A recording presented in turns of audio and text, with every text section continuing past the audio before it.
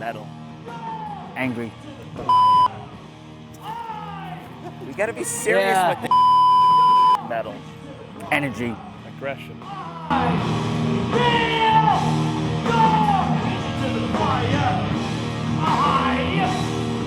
I would describe Purging Sin as a combination of Slayer meets Black Sabbath. Very old school metal, but definitely sticking true to our roots and just trying to be as original as possible. The band name came from the song Purging Sins that I wrote when I was 16, and it has to do a lot with the passing of my father at a very young age.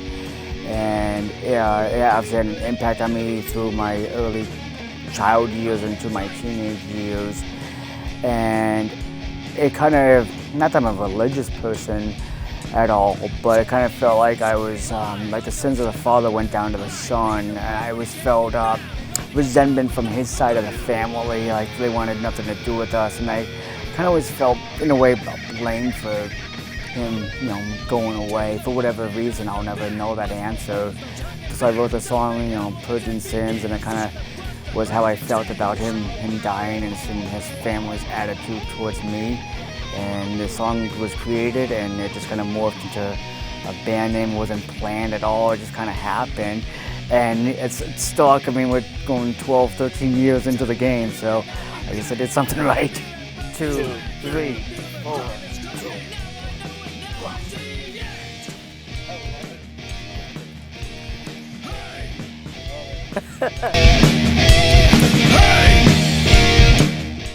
I got interested in music at a very young age. I was about 2 years old. I was brought up by my grandmother, and I would always listen to her old doo-wop collection of records.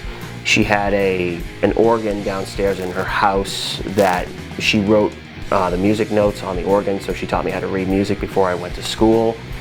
And just listening to all of the old doo-wop records from Frankie Valli and the Four Seasons to Sha Na Na, that was really kind of where it got started. And then as I ended up getting older, I started listening to my father's record collection, and that was where I started acquiring my taste of heavy metal. I developed a love of music at a very young age, as far back as I can remember listening to the Pink Floyd records from my parents, in our house, and then being enamored by the sound of classical music, and ended up, starting the violin at a young age and progressed to metal and guitar and then piano a little bit, and it's just been an ever-evolving passion. The really big part about metal that speaks to me is the energy and aggression. It's a high tempo, things. I'm kind of a high energy person as it is. It kind of fits my mold and structure, fast and, fast versus fast, equals faster.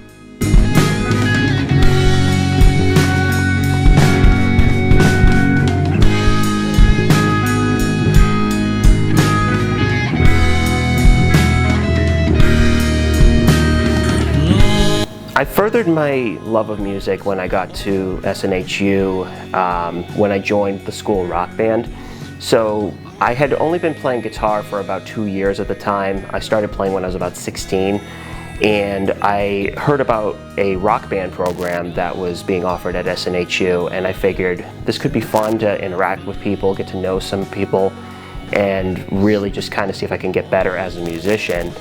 So I ended up getting very involved in that in the 4 years that I was at SNHU. I also participated in the guitar ensemble for about 2 years, jazz ensemble for about 2 years. Just try to get myself acclimated to different types of music. I actually never knew Anthony during the time I was at school. It just happened to be by coincidence as we were talking back and forth with each other one day, to find out that him and I were both alumni, and it was just such a cool coincidence. It's pretty difficult to make a rock band work in 2024. A lot of it is because of the change of the music scene, also such a niche genre locally, and it gets such a bad rap because everybody's like, oh, it's about devil worship, or like something of that nature. But no, it's completely the opposite. They always get a bad name for it. Every single person I've ever talked to, any metal musician, they're super down to earth. They love interacting with their fans. But the other thing that people don't realize is that they are so focused on the sound that they don't realize how much musicianship goes into heavy metal music. It's very technical, it's very challenging, and you'd be amazed at how much music theory goes into heavy metal music. And that's what a lot of people don't realize about it, is that it just challenges you to be a better musician.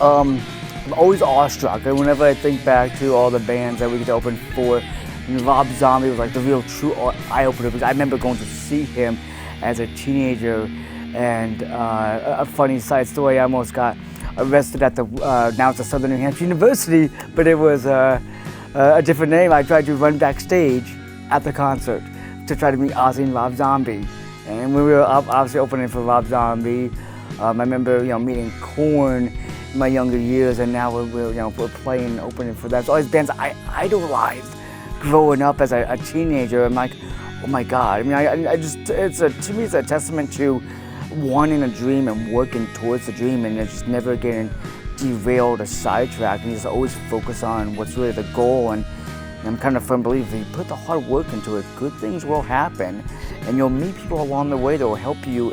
They will see your passion, they will help you pursue your dreams in one way, shape, or form. It's not like you do something automatically, it just happens. Now, there's a lot of, it's very people-orientated feel. It's, a lot of it's who you know, timing, being on your best behavior, not making enemies. And yeah, it's always an eye-popping experience. I think opening for Godsmack is going to be really exciting. We know Godsmack is huge around the New England area, and we're expecting the turnout to be very great. It's going to be unlike anything we've done.